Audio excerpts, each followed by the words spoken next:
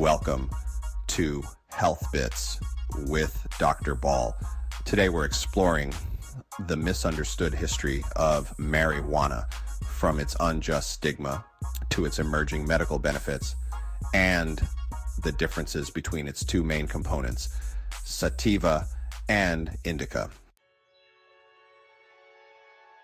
After the Mexican Revolution of 1910, many Mexicans fled to the United States, bringing their cultural use of marijuana with them. Unfortunately, when crime rates spiked during the Great Depression, Americans wrongfully blamed Mexican immigrants and their recreational marijuana use for the surge in crime.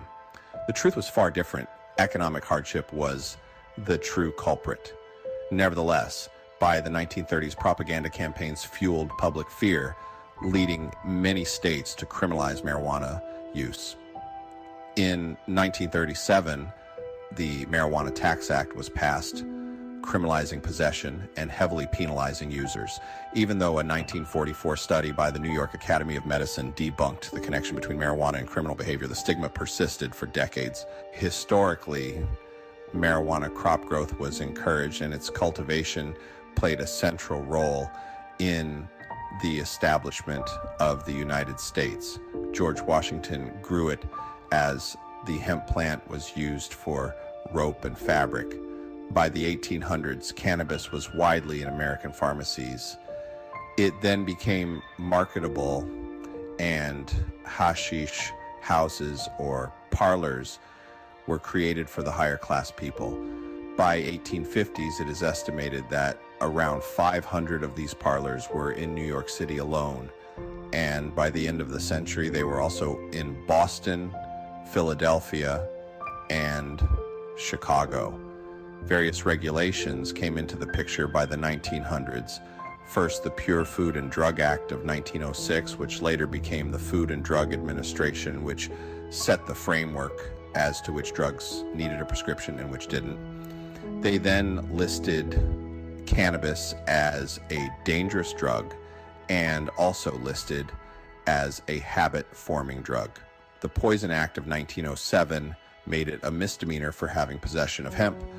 Following the influx of Mexicans into the southern and western states, they often chose to smoke marijuana over alcohol use to help them relax after a long day of work.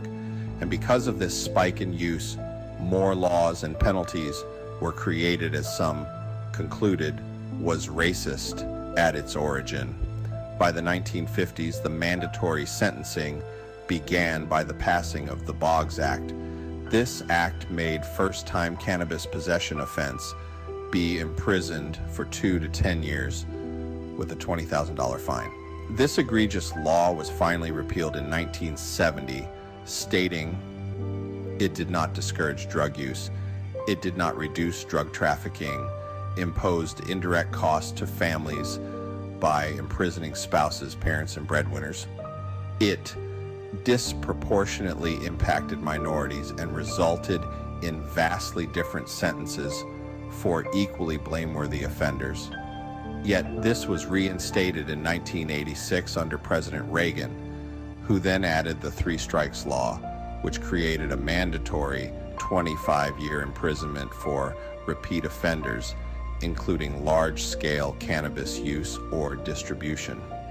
The tide had finally began to change with the help of physician lobbying for change as to how cannabis was classified. In 1988, after many years of battling in the courts, it was removed as a Schedule I drug and reclassified as a Schedule II drug. Schedule I drugs are deemed to have no medical use or value and are labeled as dangerous and with high abuse potential. Schedule II drugs at least acknowledges its medical use, but under a doctor's supervision, as abuse of it can lead to psychological and physical dependence. By 1990s, you began seeing cannabis dispensaries popping up all over the country, with the first being in California. Eyes have began to open more as scientific evidence had shown cannabis being beneficial more than its negative stigma. In 2022, President Biden signed into law the Cannabidiol Research Expansion Act, which not only provided for more research into its potential medical and health benefits, but to also clarify that it would not be in violation of the Controlled Substance Act if a state licensed physician discussed the pros and cons of marijuana as treatment for his patient. Also, by his nudging and prodding the Secretary of Health and Human Services in April of 2024, the DEA confirmed its intention to reclassify cannabis as a Schedule III drug, which acknowledges its medical use while lessening its statement regarding abuse potential or psychological or physical dependence. Examples of this class medicine are Neurontin for nerve pain, Tramadol for pain, or Tylenol with codeine. Today, we're finally seeing a shift in our understanding of marijuana. Once a feared substance, it's now being recognized for its vast potential medical benefits. Though this change has been slow, the tide is turning. Marijuana is composed of two main strains, sativa and indica, each with different effects and medical uses. Sativa is known for its uplifting and energizing effects. Sativa strains are often used during the day to combat fatigue, increase focus, and stimulate creativity. Medically, sativa is recommended for mental clarity, relief from depression, and managing chronic pain without causing drowsiness. On the other hand, indica strains are known for their relaxing and sedative properties. It's often used in the evening to help with sleep disorders, muscle relaxation, and anxiety relief. Medically, indica is favored for reducing stress, relieving pain, and treating insomnia. Beyond these broad effects, marijuana is showing promise in treating specific conditions. Chronic pain relief. Both sativa and indica strains have been reported to alleviate pain. Epilepsy. Cannabidiol, or CBD, derived from both strains, has been shown to reduce seizure frequency. Cancer treatment. Medical marijuana helps manage nausea and vomiting from chemotherapy and stimulates appetite. Mental health. Depending on the strain, marijuana may help reduce symptoms of PTSD, anxiety, and depression.